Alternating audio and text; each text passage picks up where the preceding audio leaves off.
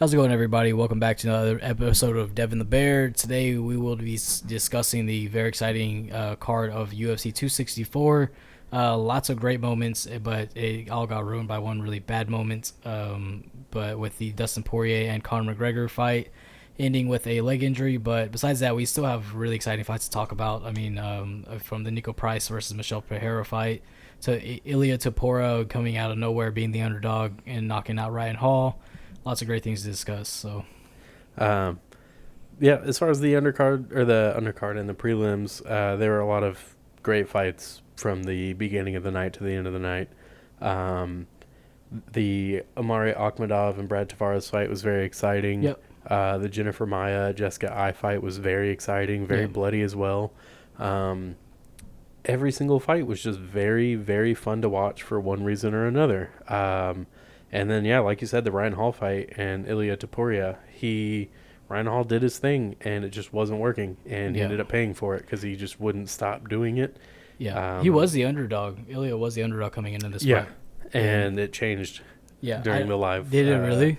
Yeah, I didn't see the live, but yeah, no, he was the underdog, and I mean, like I talked about him before, he was 10-0 coming into the fight, and a lot of them were by knockout. But he is also a jiu-jitsu black belt. I know there's kind of levels to black belts, but and we know that Ryan Hall's was some of the top level when it comes to MMA. But Ilya just went in there and just was like, no, like I know exactly what you're gonna be doing. You're gonna do the yeah. same exact thing over and over again. And I think it does show that Ilya was at least very respectful of Ryan Hall's jiu-jitsu game and knew if it went to the ground, there's a chance he wouldn't win, so he wanted nothing to do with it. But eventually Ryan Hall trying to tangle up Ilya, ended up tangling himself up, and Ilia Topuria got some heavy right hands and knocked him out. Yep, and it was a good fight. But they also the Trevin Giles versus Dricus Duplessis. Duplessis, yeah.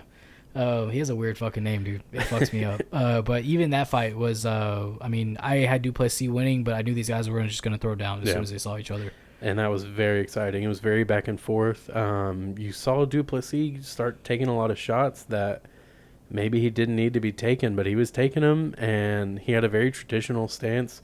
And Trevin Giles had his stance where he's got his hands really low, and he brings his jab up real fast from really low. So it's very hard to counter that or at least be prepared for it. But eventually Duplessis kind of bounces off the cage with his back and then pushes in with a combination and just catches Giles right on the chin. Yeah, and but yeah, man, it was just an all-around good fight. The Michelle Pereira versus Nico Price fight delivered as expected. I mean, I was like we said before, is like that was gonna be probably fight of the night, and it was just I don't know, it was all around good. I enjoy watching both those fights, but the only issue I had with the fight was the face stomp during the backflip. Yeah, the I would say the reffing throughout the whole night, as we will continue talking about these fights, was kind of an issue. But in this fight, I think I'm not one to want to talk trash about refs, and I'm not going to talk trash about the reffing, really. But my boy Mark Smith was not on his A game. Yeah, like it's hard defending this guy, Nico man. Price Like, fight. Yeah, Nico was getting hit with low blows like at least 3 or 4 times in that fight, and only one of them got called. yeah, And then when Pereira did his little backflip to try to pass guard, he kicked Nico right in the head. yeah, Did it do any damage? No, but like it's still an illegal shot, and Yeah. Nico called it out as soon as it happened, and nothing was done about it. Nothing was done about the low blows. Like it was ridiculous, but it was a dogfight. It was very exciting. It's exactly what we thought it would be. It wasn't awarded fight of the night. I still believe that it was. I feel like I should have got it. I do as well. But it is what it is. It was still one of the most exciting fights of the night. That's for sure. Yeah, You had Michel Pereira doing his thing, which is being wild, being unpredictable, luring guys into these big wild shots. And then you had Nico Price doing his thing, being very aggressive, pushing the pace, just kind of bullying guys around and taking every shot that they have. yeah, and but I think what happened with Nico Price is he found his footing way too late. He definitely did. It's It's hard to find your footing against a guy like Michel. Yeah, and Michelle gassed out in that third round. Mm-hmm. He was exhausted. His hands were down the whole time, and that's how you can usually tell when someone is gassed. Is just they have their hands super low. They're not keeping them up high because he's just too exhausted to do so. And it was just it kind of sucks to see it because even though I picked Michelle to win this fight, I did want to see Nico Price come back from a win. I know he just fought a draw with Donald Cerrone before. He served a 6 month suspension for marijuana, and and all that, and it was just pretty it's just kind of, you wanted to see him win that fight because that third round was his round. I Yeah. didn't think it was a unanimous decision, but I mean, regardless if it was split or unanimous, I thought Michelle still took that fight. Yeah, there. I don't see why any judge would have given it to Nico. I think had the fight had been stopped after that illegal strike, maybe it would have gone differently once it was continued. I feel like what's his name, Dana White probably would have had a talk with Michelle if that would have happened, if they would have stopped the fight because of that. Well, I'm not saying stop the fight as in call it. Oh, okay. I'm saying stop it and Mark Smith get on to him and then they resume the fight. I think Nico would have been all right because that resulted in Michelle being on top for a large portion of that round. But yeah, it was definitely Pereira's fight. Nico looked fantastic in that third round. He was just too tired to really finish it. Yeah. So, Which I felt like this should have headlined the prelims, though. I was surprised that Max Griffin versus Carlos Condit headlined the prelim card. yeah. With that fight, it was Max Griffin won by decision, and he tired out in the third round as well. Whenever Carlos Condit was finding his footing. Yeah. I think that fight really mirrors the preceding fight with Price and Pereira. You had one guy really just dictating the fight, and the other guy found his footing just a little bit too late, which was Carlos Condit. And you hate to see Carlos Condit lose. You hate to see him get hit so much. But I think Max Griffin was pretty hesitant because he knows this is Carlos Condit. You can't. He's just so versatile with his striking. His technique is so good. And he actually did leave Greg Jackson. He's now training at a local 10th Planet Jiu-Jitsu gym, which I think is interesting. Yeah. But I don't blame him. Yeah, a lot of these guys are leaving, and Yeah. I think I was talking with my buddy Zach last night about this when we were watching the fights. Is like, I think after post USADA, a lot of people are leaving Greg Jackson, surprisingly. And I was like, I just feel like there's too much of a coincidence there. A lot of his fighters kind of fell off after USADA came around. Yeah. And so, I mean, that's just speculation. It's just I don't think there's any accusation there. Yeah, no, it's just coincidence. That's just pure thought, honestly.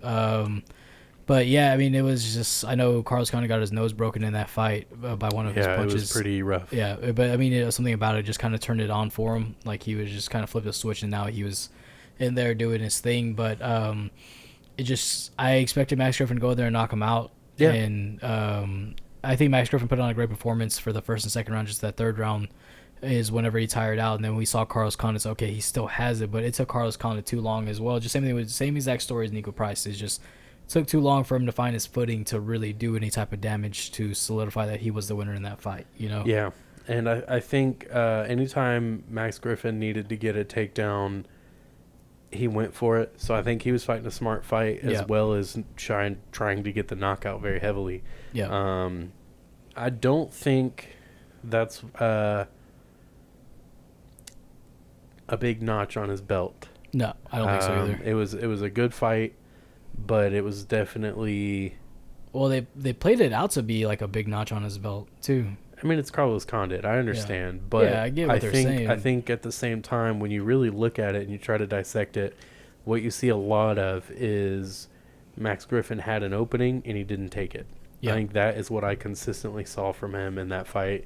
And I get it. It's Carlos Condit. Like I said, you don't know where he's going to come from with his strikes, but Max Griffin was ready for it, and he showed that he was ready for it. So why would you not jump on these opportunities that Carlos Condit kept giving you because he wasn't ready for your pace? Yeah, and this isn't the same Carlos Condit we watched, 10 years ago. This is a completely different Carlos Condit, and so that's why it's like, okay, we get it. You beat a guy who is very respected in the sport, but you should also, like, the pace you had in the first round, it should have been kept. It should have been the same pace in the second round.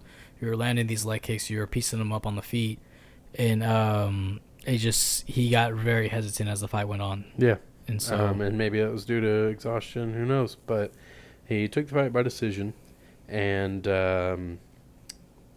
that would be a kind of a segue into the next fight, Yeah. which was less than 30 seconds away from going to decision, and then they stopped it. And that'll be Sean O'Malley. Good. Sorry, there's something that I just was thinking about too. I'm sorry to cut off your. I know we're talking about this It fight. was a good segue, not anymore. It was, yeah. Sorry, but it's just like something that like I just want to talk about is like leading into this fight card, one of the things that we discussed was like, man, like these prelims are fucking good, Yeah. and something that I know that like a lot of people don't watch the prelims. A lot of people don't really care about the prelims, and Casuals. yeah, and I'm always gonna get shit for Said it wanting last to talk. time, I'll say it again. Filthy Yeah. casuals. And I always get shit for wanting to watch the prelims or talk about them, but it's like if you're not watching the prelims, you're missing out on great fights from top to bottom. Yeah, especially what's crazy about this card is the prelims were some top ranked people. Yeah, And you don't get to see that very often. Usually prelims is kind of the future of the sport that you're watching fight early on in the night. But this time we got to see some top 5 ranked people with Jessica I and Jennifer Maya. You got to see legend like Carlos Condit fight a newcomer Yeah. like Max Griffin, who's tearing through people. So it's the prelims are a good way to see the future of the sport, like I said. But I think in regards to last night,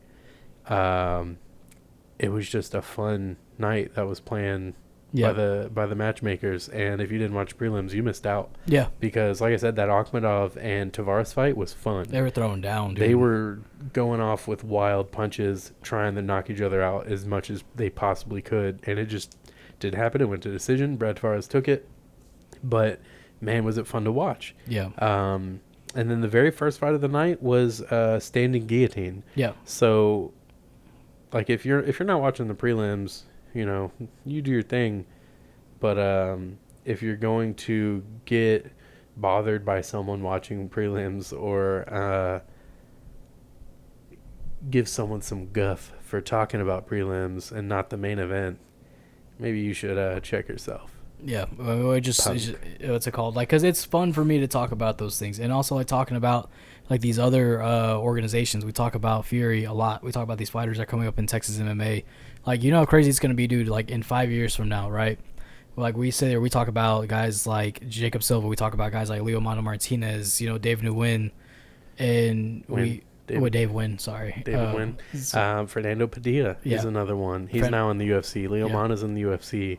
These people are going to be making it, and if you're not watching them on the regional scene, you're really just missing out. You're not watching greatness start, and it's like, and that's why we enjoy talking about it, is because I feel like it's important to talk about this, because in 5 years from now, when it's like, man, we were talking about that guy when we were at fucking 50 subscribers on YouTube, it's like we knew he was going to be special. And so I think it's always important just to watch those fights. If you have UFC Fight Pass, watch the Fury fights they have on there. Watch the Cage Fury fights you have on there that they give you for free on there. They what's that? Even Paul Felder fought for Cage Fury. Yeah. A lot of great fighters fought for Cage Fury. So tune into those fights if you have the time to watch them, or go back and watch them. And if you're dumb enough to pay for Fight Pass, why do you think you're too smart to watch these Fury fights? Watch them. They're freaking awesome. Yeah. These guys are down because they want to make it.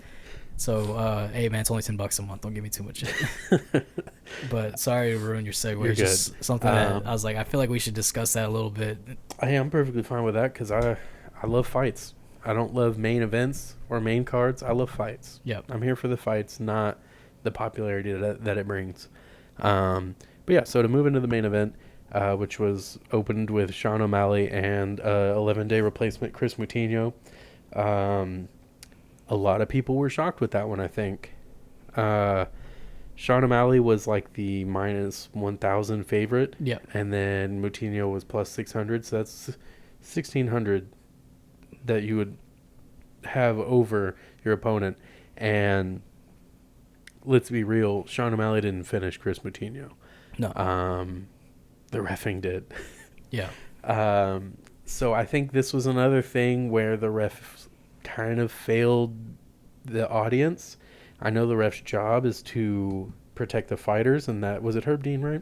Yeah, it was Herb Dean. Herb Dean felt he was protecting Chris Moutinho, and I think in no way was he not doing that. I think he absolutely was protecting him because he was taking damage.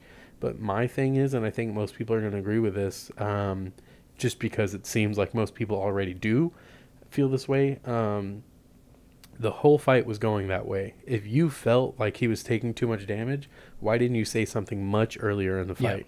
Like, why didn't you go to the corner between the second and third round and say, hey, man, I need some fucking life out of you? Yeah, which they did it. What fight did they do that in recently? They did it with the Raymond Daniels. Daniels. Yeah, the Raymond Daniels fights in Bellator. Yeah. Oof. So sorry, I'm blanking on the other guy's name, but Stodonic, something like that. Anyway, yeah, they went after the first round and said, "Hey, if you don't start showing up in this fight, I'm going to call it." Yeah. And that's what Herb Dean could have done in this fight. You know, this is just hindsight. This isn't even really a knock on Herb Dean. Yeah. But I think there were steps to take instead of just going in there and calling it because you felt you had seen enough and you felt like Chris Moutinho was taking unnecessary damage because the whole fight he was taking damage. Yeah. And he wasn't doing anything about it. But my God, did he look good taking those punches? Yeah. Well, that's what what did I say when I was watching the fights last night? I was like, oh, he's just trying to gas out Sean O'Malley. That's what he's doing. He's just taking damage just to gas him out, which no one, like, I mean, they laugh, you know, it's a joke, but they don't get that it's a Dominic Cruz going back to the Mcgregor shit when he fought Khabib. Like, he just took a bunch of damage just to gas out Khabib. And Didn't work. Didn't work at all. And Either of these instances. and so what's it called? With the fight though, like, I understand the ref's job is to protect the fighter. Yeah. And I mean, am I mad at Herb Dean for stopping the fight? Not at all. I just, if you were gonna stop it, why did you do it beforehand? And Yeah, why did you wait until less than 30 seconds left in the fight to do it? He wasn't taking any harder punches than he had been earlier in the fight. Yeah. He was throwing punches back. In fact, I think when Herb Dean stopped it was just after he was the one to throw the last punch, I think. Yeah. I could be wrong, but I know he threw a punch, missed, but Yeah. you know, he's throwing. Like, what else He's is he showing supposed life, to do? you Yeah. know?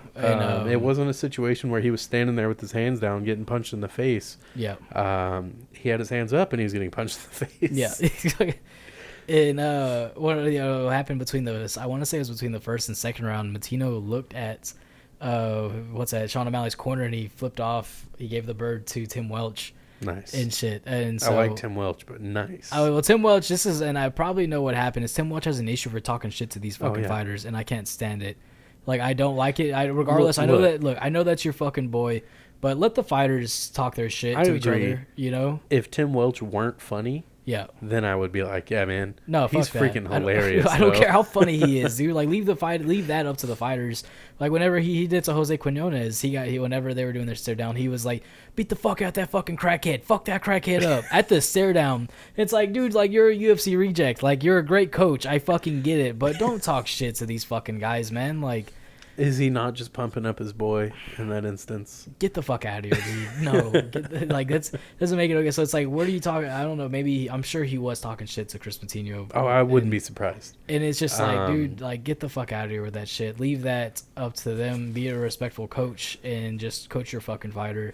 Yeah. If you want to talk some shit and joke around with Sean before or after the fight, that's cool. That's your fucking boy. I get it, but yeah, if you missed the O'Malley and Moutinho fight, it was just a striking masterclass by Sean O'Malley. Yeah. Which, cool. He looked fantastic. Couldn't put Chris Moutinho away. Moutinho. God of War, as far as I'm concerned. Yeah, shit, dude. It's the only thing you can really say about him is that he showed a lot of heart.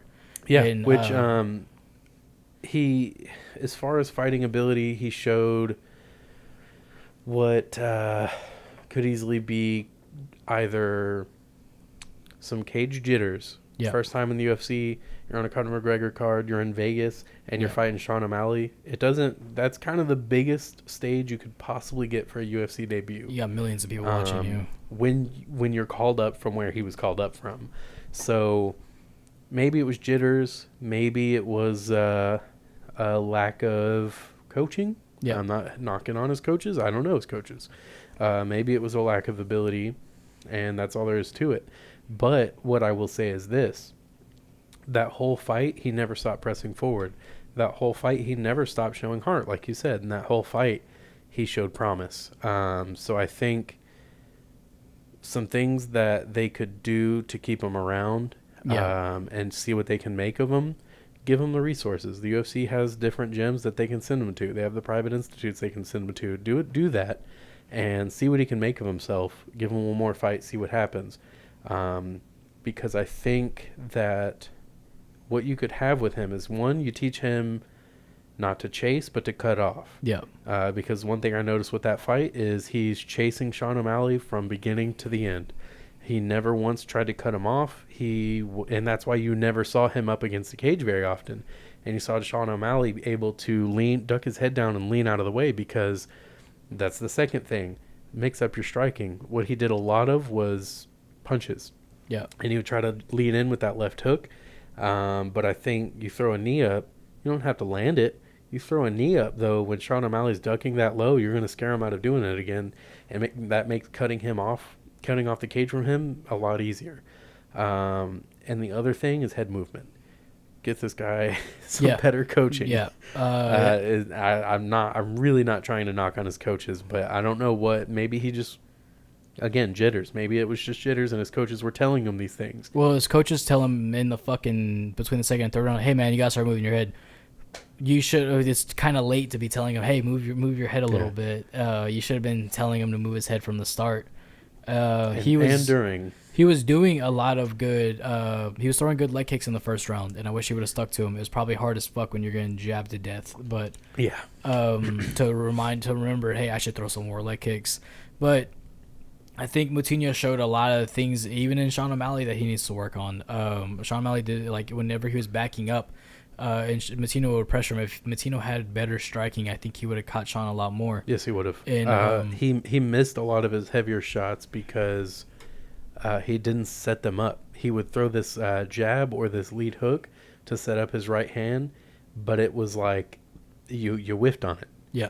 You gotta make something count when you are trying to set something up, because if it doesn't work, you're just tiring yourself out. Yeah. Which means the next time you throw it, it's probably not going to work either.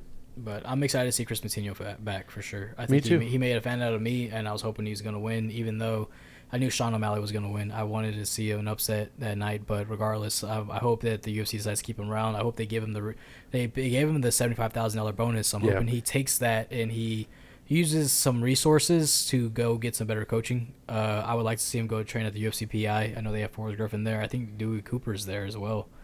I would love to see him get a real chance for the blue collar fighter. I feel like that doesn't get to happen anymore. We saw him take Sean O'Malley's best punches and nothing happened. So I think Chris, like I said, he showed a lot of promise. He's a green hair zombie. Yep. So I can't wait to see him back. But so the next fight was, what was the next fight? Irene Aldana versus Yana Kunitskaya. That was another fun fight too. If you're an Aldana fan, I don't think, and that one ended in the first round with TKO by Irene Aldana. She actually missed weight for this fight and wasn't talked about. I didn't know this until last night after I was watching the post-fight press conference, and none of it matters. Yeah, none of it matters though. She's still Irene Aldana is the greatest fighter right now, with the best choice in music. She walked out to Malagueña Salarosa by Avenged Sevenfold, and I think that alone, that statistic right there, is an indisputable fact that makes her the greatest fighter on the UFC's roster right now. She looked good though, man. What's it called? Sounded good too. Yeah, I mean, she. But it was kind of a weird fight in the sense that I knew that Kunitskaya had the better striking, but all it took from Aldana was just one punch in there. When it comes to if you look at the resumes of striking, she has the better technical striking, but. I mean, like, this is something I always talk about is just, sometimes resumes matter, sometimes they don't. Yeah. And I think Kunitskaya is a bit more versatile with her striking, and I think before this fight, it hadn't shown super well, but this fight, she came, like I said last time, she was a bit more ready for a heavy hitting opponent. She just got caught, and she didn't get caught on the feet either, so I think that's some improvement, Yeah. And so, but either way, man, I like Irene Aldana a lot. And so I like Kunitskaya. It's always hard watching fighters I like fight each other. Yeah. And, but it was just an all around good fight. I think Aldana, I mean, maybe she needs to work with something about her or with her weight missing issues. But besides that, I mean, she showed that she's a force to be reckoned with at bantamweight, and it's always cool seeing that the Mexican MMA scene is getting a spotlight on it as well. So Yeah. something to talk about too. And, if she keeps walking out to that sick song, I'm just going to keep number one fan right here. She comes out to Taking Back Sunday. I'll be like, yeah, you killed it. but Il yeah. Nino. You think a fighter would walk out to Il Nino? I never listened to them. Oh. Never really got into them. Spanglish new metal band. So anyway, Aldana had and I think a lot of fights had some really nice ground and pound. We got treated to some nice old school ground and pound knockouts here. Mixed martial arts. Yeah. So yeah, what's it called? And the next fight is going to be Tai Tuivasa, and he was fighting Greg Hardy, and I think that fight got awarded fight of the night. Or perform. No, actually, excuse me. Sean Knockout. O'Malley and Moutinho. Yeah, they're the ones who got fight of the night, and not Tavares or not Price and Pereira. Yeah, I didn't understand that. I think Nico put on a really good performance for the guy who was getting hit, and I don't think Chris did enough to look better than that. No offense to Chris, the God of War, but I think his Instagram handle is Chris Solis.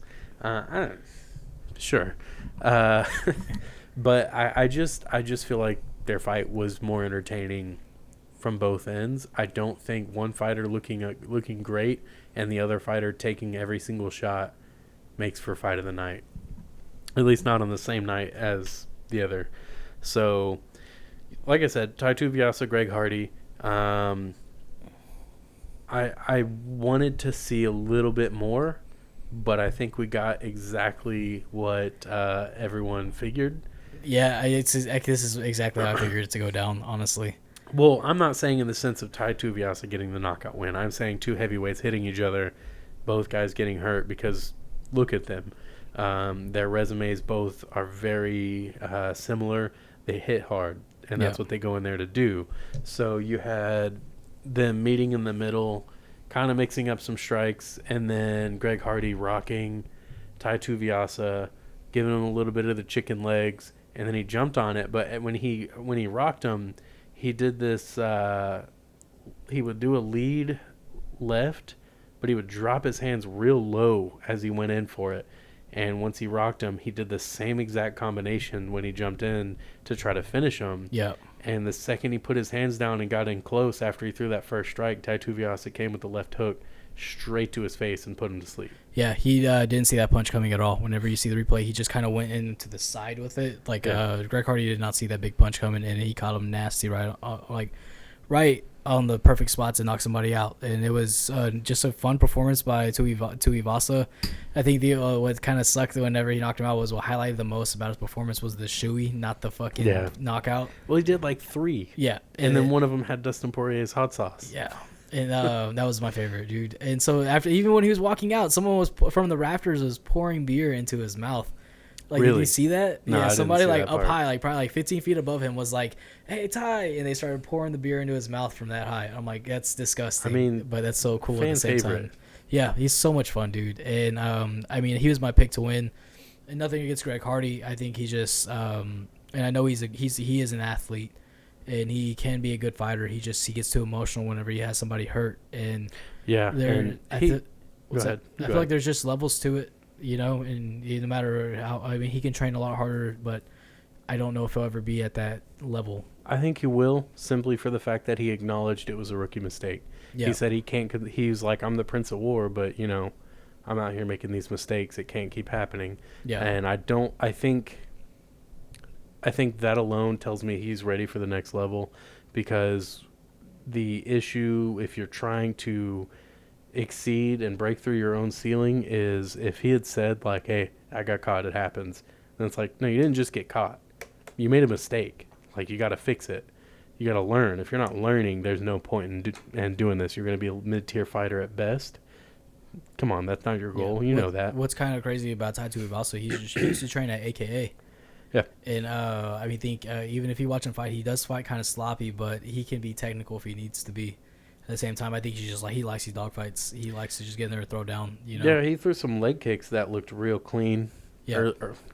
as early on as you could in that 2-minute span. Right. But yeah, it was very entertaining, very classic heavyweight style. Yeah. Gave the fans what they wanted, that's for sure. And so for the next fight, onto the co-main event was Gilbert Burns defeated Stephen Thompson by unanimous decision. And when you get cards like this, the only way to say is it has to be one fight that's kind of a stinker, and I think this fight was it.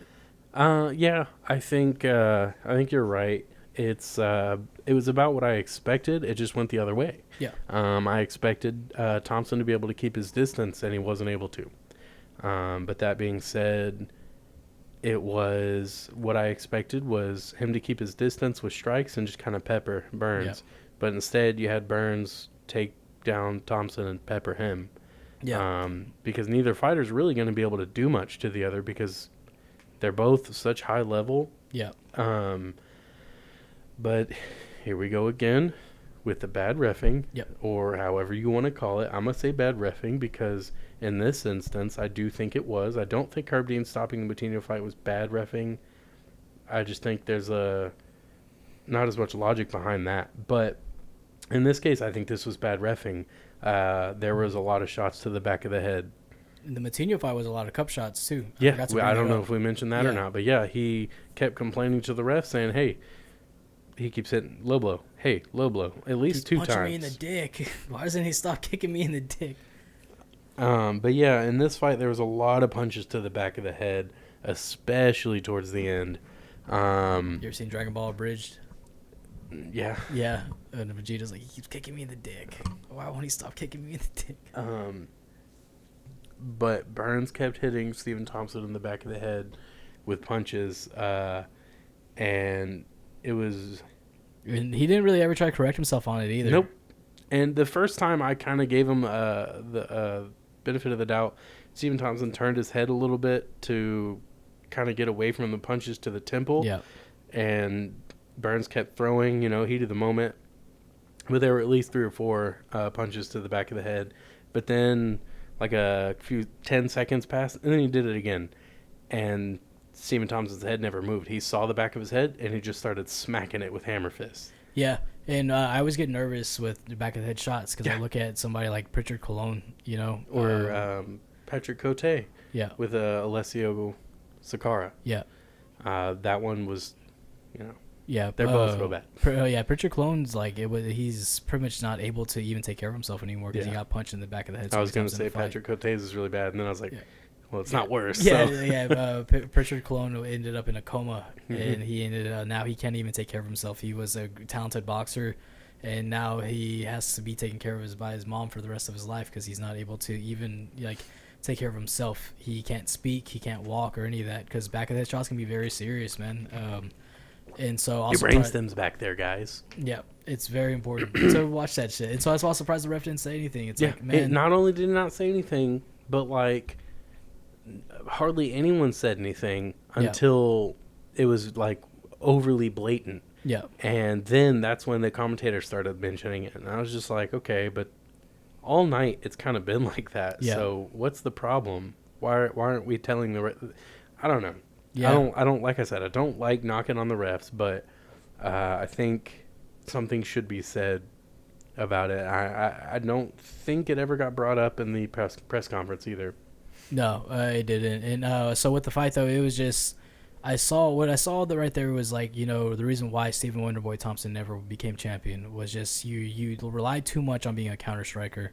He doesn't throw any offense at all. He's waiting for Gilbert to throw that big shot that he always throws. And he threw it, but not often enough for Thompson to do anything. Not at one point did I feel like he was the aggressor. Yeah. In the stand-up. And I feel like he had, because both these guys are, like you said, have very good resumes in both their respective backgrounds. Thompson is a striker. Gilbert Burns is the jiu-jitsu world champ. And it's like we saw Gilbert, when he got to the ground, we saw Thompson do better than I expected. Yeah, he got up. He got up. He didn't just lay there and just let him work, And... But on the feet, you didn't really see Thompson pick him apart like how he should have. When Stephen Thompson does his absolute best, it's when he's closing the distance, not when he's letting them close the distance to counter. And so yeah, I just so with it, I mean, I just wasn't really too impressed with the fight at all. I mean, Gilbert Burns obviously won. He was the aggressor the whole time, and really just pushing the pace in the sense of, you know, a few times they would meet up. But I didn't really get why when Gilbert got up, he was shouting. He shouts "Bora," which means "come on" in Portuguese.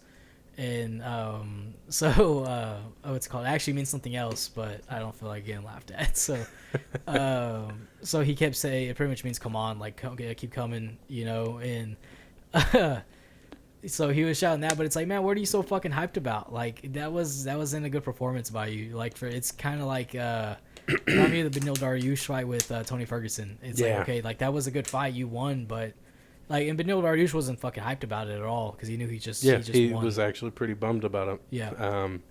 So yeah, what I thought was a little weird was Stephen Thompson was like, okay, and then walked away, and I was like, what are you confused about, buddy? When did you have a moment in that fight? Yeah. Was it when you threw the side kicks to his armpit, which they can hurt, sure. They don't feel good. But, you know, it didn't win you the fight, did it? No. Like, what are you so confused about? There's a nerve in there that can shut your whole body off. Yeah, but you're only going to hit that if you land your heel or the ball of your foot. I don't know what the fuck I'm talking about. Is that really a thing? There's something in there. Oh, really? Yeah, no. Oh, you ever shit. just poke your armpit right now? No. It hurts. Fucking... I'll punch you in your armpit later. But yeah, overall that fight was a little lackluster considering what we were kind of treated to the rest of the night. Yeah. So, fun fight for fight fans, not a fun fight for casual fans. Sorry, guys. What's that? Gilbert Burns did call out Jorge Masvidal, Nate Diaz, and Leon Edwards. And I feel like all those fights that he called out make sense, though. Even Dana White said the only fight that doesn't make sense is the Nate Diaz call out. Who else did you say he called out? Leon Edwards, Jorge Masvidal, and Nate Diaz. I feel like there's someone else that he called out, and I was like, I'm not sure. That fight makes sense. Because I thought there was 3, but I feel like I remembered a different name in there. But anyway, yeah, he tried making some call-outs. He's trying to get right back in the title picture. Because I don't think that fight puts him in the title picture. No. Your top 5. Yeah, cool. It sucks for Stephen Thompson because we'll never see him in the title picture now. Yeah. You know? That was definitely it. And I think he knows that was it, too. So with whatever he's going to do next, we'll have to see. But I hate to see him lose. Sure. Oh, Gilbert Burns called out Jorge Masvidal by saying, I just took the nicest MF belt. Now I need to take the BMF belt. And I was like, cool. Those don't exist. No one cares. No one cares. Just call out Jorge Masvidal like a normal person. I mean, technically, isn't Kamaru Usman the BMF champion? Yeah, technically. Yeah, he defended it a couple times. I would say he's technically the BMF champion because he's the only champion in that division. Oh, that too. Yeah, I mean that usually does it, but yeah. I don't know. I think creating a belt to make someone's ego bigger is pretty stupid. Yeah. Nice try, Dana. But yeah, so moving on to the main event, Dustin Poirier and Conor McGregor's trilogy fight, which I know a lot of people are bummed out about it ending the way it did. I was bummed out about it. I'm bummed out too, but I'm still happy with what we got, which was a very solid round for Dustin Poirier. I think if anyone feels... 2 judges gave that Dustin Poirier a 10-8. 1 judge gave him a 10-9. If anyone feels like it's not a solid performance or win for Dustin Poirier, I don't know what to tell you. Yeah, no, he decisively won that entire round. I think probably within the first minute that there was moments where Conor was like, okay, like you're keeping him at range. And one of the things, I'm not sure if I talked about it on the podcast on the last episode, but one of the things that when me and you talked about last time I saw you was if Conor wants to win, he needs to keep him at range. Dustin doesn't react very, very well to kicks. He needs to keep him at range. Well, the second they're fighting in a phone booth, like how Dustin Poirier likes, it's Dustin's fight, the whole fight, you know? And so whenever he's keeping at range, I'm like, okay, cool. I actually called it. Like, you know, he's doing that. And that was like the opening 30 seconds. Yeah, and then after that, he was landing some good leg kicks, and Dustin wasn't checking any of them. He did say he did check one, and I don't really know much about that. And I When did see the watching picture. it doesn't look like a traditional check. I think he stiffened up for it and went to go check it, but the kick was just kind of placed a little bit more on the outside than he expected, I think. I think Connor was definitely trying to hit that nerve Yeah. whenever he's Oh throwing his yeah. kicks. The It one on was- the back of the leg. Yeah, he was throwing that. He had the peroneal nerve. Yeah. Yeah, not the peroneal nerve. The peroneal nerve. And so he was trying to kick that peroneal nerve, and I almost said it.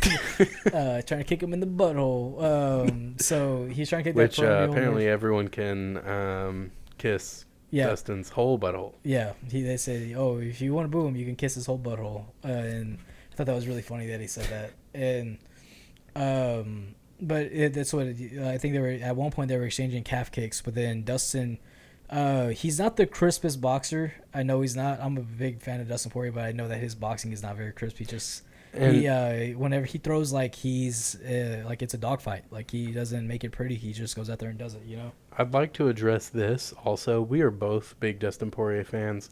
I share the last name Poirier, so I'm obviously a huge fan, but I'm also Irish, so I do love Conor McGregor. Yeah. I want to see Conor McGregor getting back to his winning ways, almost as much as the big McGregor fanboys. Yeah. But I just don't want to see it against Dustin Poirier. I also, as a fight fan, not a Dustin Poirier fan, these are my thoughts on the fight. Yeah. This is my prediction for the fight. I don't think that McGregor beats Poirier ever again. He beat him at featherweight when they were both roughly the same size. But here at lightweight, it's a different story. Here in the present and not back then, 10 years ago, 7 years ago, I believe, it's a different story. No, it wasn't 2014. It was 2016, I think. So I don't think he ever beats Poirier again. And I think the reason for that is, although Conor McGregor is technically the better fighter, Dustin Poirier is more true to mixed martial arts than Conor McGregor is. Yeah. He just is bigger and stronger and grittier, and then is more versed on every aspect of the fight than Conor McGregor is, and that showed in this fight. So I think if people want to question that, this is the perfect fight to look at for some evidence of it. Yeah. And that's what the guy who actually introduced me to Conor McGregor was my buddy Jack Davis. And so if you like Call of Duty and stuff like that, check out his gaming channel. It's Miss Kitty Jedi. So a lot of cool Call of Duty clips on there. We shared his stuff on our Instagram. Yeah, I thought that was really cool that we did that for him, man. Showed him some love because he's definitely showed it for us. Yeah. That guy's been a listener since we first started. He's an OG, like this one guy I remember, 4 times as funky, but don't know where he's been. Yeah, missed that guy, dude. And so, but the upside of knowing Jake is he also gives us feedback, and it's cool talking with him about this stuff because he's a fight fan as well. But he's the guy who first introduced me to McGregor because he showed me the Marcus Burns fight, and he told me, he's like, this guy's gonna be something special. Like, you need to keep up with this guy. And I really didn't, and I should have. And but Jake watched every one of his fights. So going in, Conor was mixing up pretty well, but then Dustin just kind of tagged him with a good shot, and then guess who went for the clinch? Conor McGregor. Yeah. Even though he said whoever shoots is a dusty bitch. Guess who broke all his rules? The man who doesn't consider submission wins an actual win. The man who thinks if you go for a takedown, you suck. He went for a takedown, and he tried to go for a submission. Yeah. Cool. So he decided to jump the guillotine, which is not a smart move. I mean, don't be silly, jump the gilly unless you're putting Dustin Poirier in the guillotine. Yeah, you have it deep, and you're confident in your abilities. I understand that. Yeah. But he jumped the guillotine and then never locked down guard. If you're gonna jump the guillotine, make sure you lock them into your guard first, and that's why Dustin was able to stack up because one or both of his legs were on the outside of Conor's, which means you did not lock down your guard, so he was able to stack up. Because the guillotine was in. He had it. Oh yeah, he had it deep, as deep as you needed it to be. He just didn't have it in the sense to where it's like he didn't have his body lock on him. Yeah. So Dustin was able to stack up outside the guillotine, and then he had the cage to even wall walk on the guillotine with, which I've never seen someone do that before. And put his entire body weight on Conor, which only tires him out even more. And again, if you think we're just big fans of Poirier here, look, like, it's just strategy. Yeah. You look at the way he defended that guillotine, and it was great. But you look how tight how that Connor got it and how quickly he got it. That was also great. Yeah. It just, again, if you're going to pull guard on a guy like Dustin Poirier, make sure you have your guard locked down on him. Yeah. Because if he gets out of it, that's exactly what happens. And what we saw was Dustin started unloading with some elbows. And Connor started hitting with elbows back, and they looked harder than Dustin's looked, I think. They did. Yeah. So it was getting really intense. And then there we go again. So there was no eagle eye reffing going on to the last night. Yeah. You had Dustin kept trying to stand up out of his guard to maybe try to pass or come back into it with some better positioning and bigger shots. But you had Connor holding on to that glove before he would stand up, and he had his fingers into his glove, which is illegal. And as soon as Dustin would try to stand up, he'd yank him back down and then throw an up kick as he was yanking him down so that he could yank him into an up kick. And he also went for another guillotine as well. Yeah, he did. And, it wasn't just the one he pulled guard with. Yeah, he went for another guillotine, which I didn't think was smart at all. Whenever you have somebody who is probably about 175 walking back into that fight, and they're on top of you and you go for the guillotine, again, all that does, though, is if you're not able to get that choking, you're just filling up your arms with a ton of blood. That lactic acid is going to hit you so hard. Because you're using so much of your arm. And I remember explaining to somebody, and they looked at me like I was an idiot, but I'm like, no, it's true. Like, because you're working out your entire arm. You're using from your tricep to your bicep to your shoulder muscles. Like you said earlier, simply holding up your arms the whole fight gets exhausting. Yeah. So you start seeing guys' arms drop. So imagine trying to have a really tight guillotine on someone. Yeah, you're trying to choke this dude out. And it wasn't. And Connor's known for not having much of a gas tank, and so whenever they stood up, finally they ended up getting up because Dustin even said he got tired of him putting his fingers in his gloves, so he couldn't get us. Because Dustin, whenever he was stacking up, he's landing these heavy ass shots, and Connor knew it, so he tried to hold on to his. He put his fingers inside his gloves, so he couldn't separate from him and get more hits off of him. And the second they stand up, you see Connor there's a little exchange, but then when Connor breaks, Connor looked like he was in the fourth round of any fight he's been in. He looked exhausted. He looked tired, and it's just facts. It's not opinions. He was exhausted, and what's that? Dustin Poirier has looked. I've never seen him start so focused. Usually he's a pretty slow starter, and I thought that's where Connor was gonna have the advantage, but he was pretty fucking. He was not see. He had tunnel vision on Connor the whole time. And I think that once Dustin throws his first leg kick, because you had Connor landing really heavy leg kicks that were just kind of landing deep into his thigh, Dustin Poirier's thigh. Dustin throws a leg kick back, and I think that's when he was like, "Oh, man, I already hit him hard, and he already showed me how much that hurt him. Yeah, I'm gonna just turn it on now." Yeah, I don't think Connor really puts into the aspect that Dustin's been a lot more durable since he's not cutting weight. Yeah. He did say that Connor did catch him with a quick left in the beginning of the fight. He said that stung him pretty good. He said, but not enough to where I was out of my feet. But he hit me, and I was like, fuck. Because he even said in the second fight, he hit him with that left hand, and he just saw like a lightning bolt. He said it was just like it made his eyes go white for a second. He hit him so fucking fast and hard. And so I don't know what happens, but next thing you know, we see Connor and Dustin throw a left hand at the same time. Connor steps back, and then you see his whole leg just shift. And looks like he had a peg leg. Yeah, you see his shin is on the ground, and he just falls back, and it's just broken.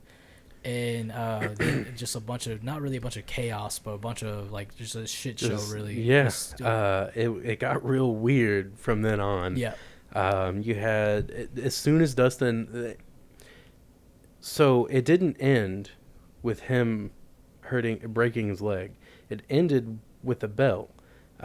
So it went on with him sitting there with a broken leg. And I don't know what the fuck Herb Dean was doing. This guy just stood in front of you. You see, because like this is what's nuts too, is Herb Dean saw when Anderson Silva broke his leg. Herb Dean saw whenever Chris Weidman broke his leg. Yeah. And so this referee doesn't see that, this guy's shin is literally touching the fucking ground right now. Yep. His leg is at a 90-degree angle the wrong way. Quick match. And so he doesn't see it. You see this fighter scream out in pain, and he's there just with his leg straight out because he's trying to stabilize it. Yeah. And so it's like, why the fuck did that not get stopped right there? Yeah. And so it goes on for like the 3 seconds left in the round. Yeah. And then as soon as Dustin turns around and walks away, he tells his corner he broke his leg. Yeah. So Dustin knew he won. He was just waiting for them to call it. And then from then on, Connor's running his mouth. Yeah. He is even talking crap to Herb Dean because Herb Dean is trying to tell him something. It's hard to catch what he's saying, but Herb Dean has to start like pointing at his chest, telling him, "No, you need to blah blah blah blah blah." But he told me he needs to breathe. He was so worried. Yeah, because he was so worried about the result. The results. That's what he was saying. I don't want it to be a finish. That's not a finish. Yeah, and he's like, it's not a finish because he was fucking mad. And Yeah. I'm like, damn, I've never seen someone so angry even when you see their leg with a broken leg. With a broken leg, like he's like, that's a fucking doctor's finish. And Herb Dean's just telling him to just focus on your breathing because it happens. Guys will pass out from the trauma. Yeah. They go into shock, and I mean, you're looking down, your fucking legs hanging off. So again, Herb Dean doing a great job. Yeah. Just lackluster performance by the refs tonight. Yeah. Last night. So it's just like, so they end up doing the all that stuff. After that, Connor's worried about saying that, like, even told Bruce Buffer, he's like, that's a fucking doctor stoppage. Yeah. Like, yelling at him. And it's like, man, like, I get it. And which it was kind of, which I really like so much, is they counted this as a knockout win on Dustin Poirier's Well, record. it's always going to be a TKO. Yeah. The Crute and Smith one was a TKO. Yeah. It was a doctor stoppage as well. So it's always going to be counted as a TKO. Like, that's just what they call it. Yeah. They're going to categorize it that way, but they'll put in parentheses doctor stoppage. That's what they're going to do with this one. That being said, Dustin Poirier won that fight. Yeah. Like I said, 2 judges had it 10-8, one had it 10-9 for Poirier. If it went to the second round, the only chance I see Conor winning that fight is his speed. That dude has extraordinary speed, and you can never count him out. But he was gassed. Like you said, he looked like he looked in his other fights when he's in the 4th round. Yeah. And it was only the second round. And the thing about Dustin Poirier, he trains with fucking Phil Daru, man. Phil Daru, one of the best conditioning coaches out there. And if you ever want to find some good workouts to do, look into Phil Daru. He even posts all this shit online. That guy knows what he's talking about when it comes to boxing and MMA conditioning. And Dustin came in great fucking shape, and I doubt that he was going to let up on Conor. And the pace he was already kind of pushing with the takedowns, with the ground and pound, yeah, I don't think Conor would have been able to keep up with. No. Dustin was already landing some heavy shots on the feet. Like I said, after that leg kick, he started landing some really heavy shots. Conor was landing too. They were both really just going toe to toe. That's what caused the clinches. Shot for shot, tit for tat, the whole fight. And yeah, but once everything settles down, or not settles, but once everything had settled down and they weren't talking trash to each other, Dana White said that there's going to be a 4th fight. Yeah. Conor in the cage said this isn't over. He's gonna fight him, whether it's on the streets or in the cage. Dustin Poirier said the same thing in the press conference. So I imagine we see another fight. If I was Conor, though, I don't think I would want to catch Dustin in the streets, man. Yeah, I don't either. Yeah. Man, like, I know Conor has the fucking money to make some shit happen, but regardless, I mean, you look at the guys that McGregor hangs out with. I mean, they're tough guys. I'm not doubting that at all. I'm not doubting that. Fucking, who does McGregor hang out with? I don't know, man. Artem Lobov, the fucking GOAT. Like, come on. Does he really hang out with him? I really don't know, to be honest with you. But then you look at the guys that Dustin Poirier hangs out with, and motherfuckers were street fighters from the streets. Yeah, in the streets of fucking Lafayette, which was we were talking about is like, when he said, I don't like when he said he was gonna murder me, and that's what really would piss me off. It's like, him disrespecting your wife, calling her a slut during his fucking while Dustin's trying to do an interview, you have Conor in the background cussing him out, talking crap about his wife. And Dustin's main concern was he said he was going to try to kill me. Yeah. I don't like that. You don't say that kind of stuff. Yeah. It's like, really? Like, he's... Do you not hear him? He just called your wife a little hoe. Yeah. You're more concerned with the fact that he said you were going to leave on a stretcher. Yeah. And it's like, so it just was kind of... I don't know, man. He probably was just like, fuck it. I don't give a shit. He's talking about my wife. I got to fight him. But, I think what made me laugh, too, is Conor was talking shit to him, and Dustin would just look above him and was like, man, shut your bitch ass up. Yeah.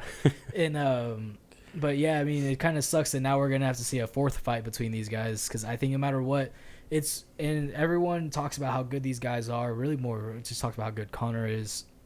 Yeah, there was like a whole 10-minute presentation about Conor and his legacy. And the two things they said about Dustin were he beat Eddie Alvarez, Max Holloway, and Conor.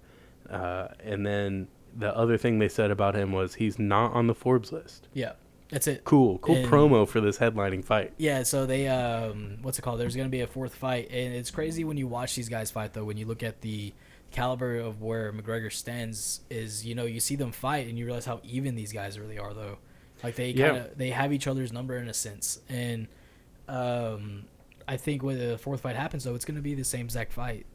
Same fight, but I think he gets finished in the first round by Poirier. Yeah. And I know, again, everybody's just going to think, well, you're just a Poirier fan. We're just dick riding. Yeah. But look at it. Like, the first fight, or every single fight, Conor lands his hands on Dustin at some point. But as we're watching these fights, you see him be able to take them better and better. Yeah. The second fight, he was getting hit pretty heavy in that first round. And then he came back and finished it. In the third round, What's that? Dustin, in the second fight. Second round. Second round knockout. And then this fight, I think had it gone to the second round, it would have been another second round knockout, but I think it would have been in that opening minute. Yeah. So I think if they fight again, I think it's a first round knockout. And I don't think there's anything crazy or freaky about it. I think Conor just tries to go in there very heavy handed. I don't think he tries to use his kicks as technically as he tried in this fight. I think Dustin needs to work on his defense a little more. He always does. Yeah, because he hasn't needed to work on his defense since he started fighting he shows in the a good UFC. head movement, but there was times where it's like if he was just like just an inch, half a step in more, Conor would have landed that left hand, and that's what's kind of scary is like you're gonna get caught by that fucking thing. And I think whenever Dustin felt his power, he was like, "This guy doesn't beat me." Like, there's no way. And that's what I'm saying. I think Dustin's been more and more ready for him every single time. So a fourth fight, Dustin, and again, I think a fourth fight, Connor's looking for that knockout. Yeah. Much more aggressively than he was in the second, but much more heavily than he was in this one. Yeah. I think he comes out real heavy-handed, really trying to get it, really aggressive, really pushing him like he did against Cowboy. I think we see that kind of Conor in a fourth fight. Yeah. But what I'm hoping happens is I hope Dustin goes on to beat Charles Oliveira. I love Charles Oliveira. He earned his title shot. But me personally, I want to see Dustin Poirier be the champion because I think he earned it a long time ago. Yeah. So I want to see Dustin Poirier win championship. And I have never said this before, but I want about any other fighter, but I want Conor to just be given the title shot. Yeah. I hate it, but let's get that fourth fight over with. So let him heal up once he's ready, once he feels ready. If Dustin wins that fight, give him a title shot. If he doesn't, even more reason to give the fourth fight a shot. But I do want to see it happen. Yeah, and it's like when I was asked about this fight last night, Charles Oliveira versus Dustin Poirier. Like I openly said, I think that Dustin wins the fight if they fight. I think he knocks him out, and that's just being honest. I mean, it's not disrespect towards Charles Oliveira. I remember watching that dude debut when he fucking got that standing guillotine. And dude, it was, way back when. Yeah, I mean, that guy has had almost 30 fights in the UFC, and he's proven that he is that good. He just had to find his footing. It took him a little while, but I just think when it comes down to it, when Charles gets cracked, he doesn't react very well to it. Yeah. And Dustin, he hits hard, and I think that's how that goes down. When I was explaining to somebody, is like, when he fought Michael Chandler, and I felt like, what's it called? Like, I know that I am not the most physically imposing guy, but I can tell you whenever somebody drops their hands in a fight, they're not going to win that fight. Yeah. Whenever Michael Chandler went out there in the second round, had his hands to his waist, and takes that left hook on the chin, I don't think that's a good idea at all. It was not surprising to see him get knocked out. Yeah, because he went out with his hands very, very low. Yeah. And he went against a guy with Charles Oliveira who has improved his striking tremendously since he first started fighting. And he's a champion for a reason. And I think with him and Charles Oliveira, it makes for a great fight. But I think Dustin wins that fight, and I think he wins that very decisively. Of course, if they go to the ground, Charles has the advantage, but we've seen whenever he's fought guys like Paul Felder fucking was in his guard and knocked him out, you know. And I know that fight was like 9 fights ago before Charles Oliveira, and he's grown a lot since that fight. But there's a certain type of dog that gets brought out when it comes to Dustin Poirier, and I feel like that type of dog is a guy that nobody can really fuck with. Yeah, You know? I think what you end up getting is a lot more stand up than Charles Oliveira and his team would want Yeah. in that fight. And yeah, I think you're right. I think Dustin Poirier would get the knockout. Charles Oliveira, man, you can't say anything bad about him. His ground game is absolutely phenomenal, world class, and his stand up has, like you said, it's improved so much. To be able to knock out someone like Michael Chandler, that alone is wild. Eddie Alvarez couldn't do it. Yeah. So for him to be able to do it, I think that's fantastic. And I think if they end up fighting, which they should, there's no reason for them not to. Yeah. I see it being kind of similar to with Conor McGregor. I see it being Dustin Poirier winning because he's just a stronger, grittier fighter who's ready for a war every time he steps in there. Charles Oliveira, I think, like you said, when he gets cracked, he's not necessarily he doesn't defend super well. I think he's very he doesn't aware. react well, is what you're saying. Right? Yeah, Yeah. I think he's very aware. But he doesn't defend himself super well. Yeah. Because what he did against Michael Chandler was basically keep his hands down and move his head. Yeah. Which is, that works. But yeah, somebody had the audacity to say, and I don't personally know this guy. I was watching a live fight companion. This guy had the audacity to say that Charles Oliveira was stalling the last 30 seconds of that fight of their first round. That's outrageous. Yeah, no, he wasn't stalling. He was surviving because he knew who he had on top of him. It's a weird technique, but basically what he was doing is he had his hands flat on the mat, his arms splayed out, and his head was close to the mat. Because now what's going to happen is Michael Chandler has to punch all the way down there to try to knock him out. Yeah. And you just move your head around and you slide it along the mat. And we've seen it work for him. We've seen him not work for him, too. Yeah. So I think he is aware when he's cracked. But, definitely needs to be the next fight. Because I used to be pretty harsh on Charles Oliveira. I thought he was a quitter, honestly. But I think he's shown maturity and in that, he was a kid when he got into the sport. And he's fighting the best in the world. Monkey boy. Yeah, he was 20 years old when he got into the UFC. So I think he's grown a lot since then. So he became mentally tougher as well to take these shots a lot better and be more, not susceptible, but be more durable, I guess is the right word. I think the difference between a punch from Michael Chandler and a punch from Dustin Poirier is Michael Chandler is far more explosive than Dustin Poirier. Yeah. But I think Dustin Poirier is a lot more volume with a very consistent, heavy-hitting shot. Yeah. So it's going to be different. It's not going to be this big shot that connects and then a big explosion of power. It's going to be a constant attack with a pretty consistent amount of power. So it's going to be a very interesting fight. Like I said, I don't see it going to the ground. I think it needs to, if Charles Oliveira wants to have his best shot at winning, but I don't see it going to the ground. Yeah. Charles Oliveira did say he can knock out Dustin Poirier, though. So I believe it, though. I think he can knock anybody out because his striking has gotten so good, but I don't see it happening. Yeah. I see him maybe tagging him, but then that's whenever he's going to probably have to try to take it to the ground. And I'm sure Dustin even said, if he's going to fight Charles Oliveira, he's like, I need to get back on the mats. He's like, it's been a little while for me to just strictly train jiu-jitsu. I miss it. And so I wish he would have shown it. I actually had him picked by submission in the third round for this fight. Oh, yeah? Yeah. And so when I saw Conor go for the guillotine, I got nervous a little bit, but then I saw that he didn't wrap up the body. I was like, okay, no, he's good. And yeah, man, it was just all around a good performance by Dustin. I think he would have won that fight regardless, and that's what sucks is people are going to defend it and be like, no, well, he broke his leg, which, it sucks, because you never have a definitive winner out of this trilogy now. And but one of the things that I think I kind of stand alone or have a very different opinion than others is I do feel like Dustin is the better fighter than Conor McGregor too.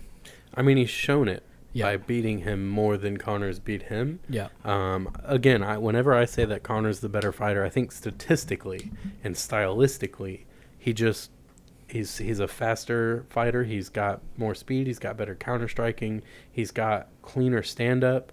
But as an all around fighter, Dustin Poirier is leagues better because Conor McGregor tried to tap him with a deep guillotine and couldn't do it. when you have the guillotine, you should do it. It's like when Dustin had Khabib in the guillotine. The reason he didn't get it is because Khabib has been training on the ground his entire life. I do went to sleep before he fucking tapped. Yeah. Yeah. But he couldn't put him to sleep. So it's the same situation here. I think that one's just a bit further along than this one. Right. But I don't see Conor ever beating Dustin because Dustin's the better fighter. Yeah.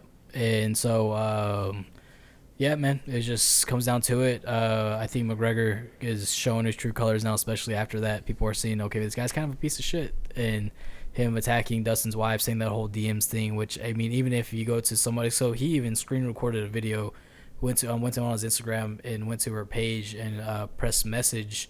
And the whole you accept this message request from this person came up. So she did send him something, but the thing is, even if you send somebody something on Instagram, it will say what they're saying. You know, even if it's a message request, it would pop up. So whatever, if it was something she was trying to send him, it would pop up. It wouldn't just say nothing. It didn't say anything. So maybe if there's a timestamp on it, I kind of wish that she would speak up about it just to clear that whole air on that thing and be like, no, this is what the message was. It's not that big of a fucking deal.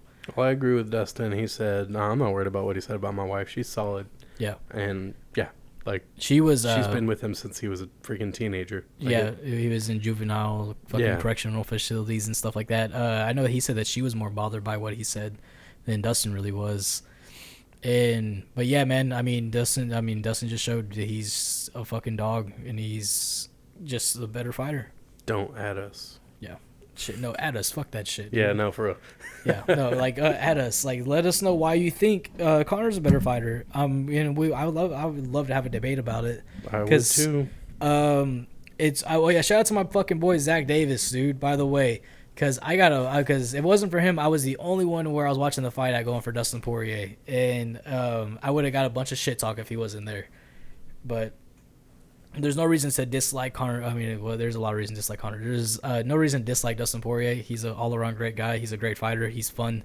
He shouted out the Good Fight Foundation. He shouted out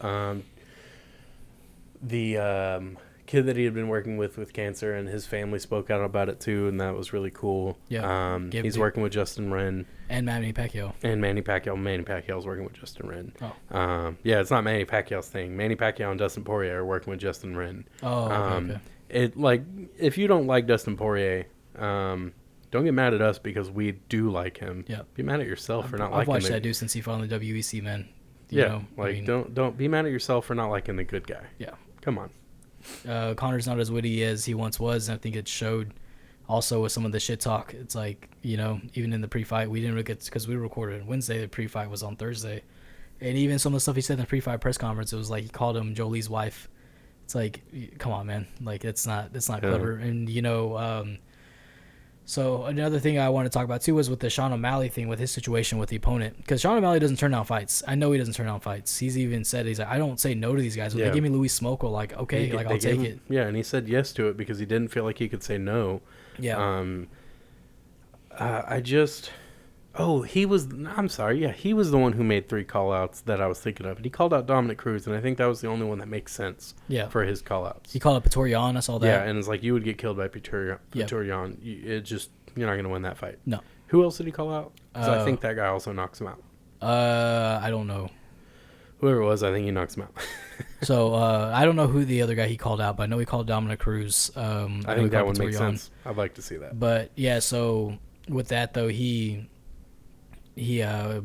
he kind of talked a little bit about it the day before the fight. It was, he doesn't turn on fights. If they give him these guys, he's going to fight whoever they put in front of him, and he doesn't say no. But when it was 11 days notice, whenever they were trying to find opponents for him, they gave him Chris Moutinho. This is what I really didn't get, though, is, you want to stay on this Conor McGregor fight card. I get that. Yeah. But you're saying, I'm not taking a catch weight, though. I'm only fighting at bantamweight. So you want one of these guys to come up here last minute and take this fucking fight at 135. And be ready in 11 days. Be ready 11 days. And so that's where it's like, come on, man. Like, you're a fighter. You get this shit. And Ricky Simone was in talks. Ricky Simone's almost got that fight, but he said he couldn't make 135. Yeah. And Sean O'Malley's like, no, I don't want a catch weight. I want a 135. I want a bantamweight fight. And it's like, okay, like I get you're still trying to be on this fight card, but now you're just kind of being a picky asshole about it. Like, you really think some of these guys can make 135 in You've 11 called days? me that before, and What's that? Yeah. So, I but don't feel I think in this instance though, it's more correct. Yeah, no. I mean, look, I get it. If you go fight at a catchweight fight, that guy is going to definitely be heavier than you, even if he makes the catchweight range.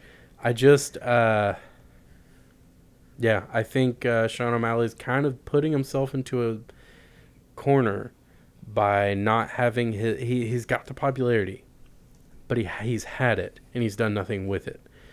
Because he lost the fights that really mattered. So now he's at a point where he has to fight a big name and win spectacularly. Yeah. And Ricky Simone is that big name, I think. Dominic Cruz could be that big name too, but I don't think beating Dominic Cruz is the same as what it used to be. Yeah. Dominic Cruz just beat Casey Kinney, and that was a good fight. Yeah. But No. so I think you know what, if you go and fight Ricky Simone and you beat him, you just stopped a big hype train. Yeah. Um, Ricky Simone's fun to watch. yeah. I mean, I know he lost to Uriah Faber, but still. So did a lot of people. Yeah. So did Dominic Cruz at one point. So yeah, go. I don't think that the Peter Yan call out was makes sense. I don't think that the other one made sense, and I think he loses both of those fights. But I think the Dominic Cruz fight makes sense, but I don't really want to see that one yet. Yeah. I think now's a good time for it. You know, I do too. I think it makes sense. Yeah. I want to see him fight someone with more hype. I think Dominic Cruz, the next fight for him would be Cheeto Vera, though. I think that'd be cool. I think that makes more sense. I would like to see, Sean O'Malley fight somebody in the top 15, the top from 1 to 10. Probably fight Cody Stamann. That'd be a good one. Yeah, that'd be a tough one. What about Rob Dvalishvili? You know, he wanted to fight too. Yeah, he wanted to fight. I mean, there's guys that he makes fun matchups for, because you look at his fight with Chris Matinho, like, of course he's gonna win that fight, and that's not a knock on any of these guys. Like, either way, Sean O'Malley said, "Hey man, I still want to be on this fucking card," and he took this fight against a guy that had nothing to lose but everything to gain, and that's a dangerous man to be fighting. Like, anybody will say that. That's a dangerous person to fight, because they can go in there and they can fucking take everything you just worked for, everything you just built up. And it doesn't get any more dangerous than hitting him with your best shots. 280 of your best shots, and he just stands there and keeps pushing forward. Doesn't get any more dangerous than that. Man, it was, what's it called? I think with that fight, though, there's some things that Sean O'Malley should still go back and work on, still take that as, like, you know what, like, whenever he's backing me up, if he was a better striker, if this was Peter Yan, he would have hit me with those shots that Chris Matinho didn't know how to throw.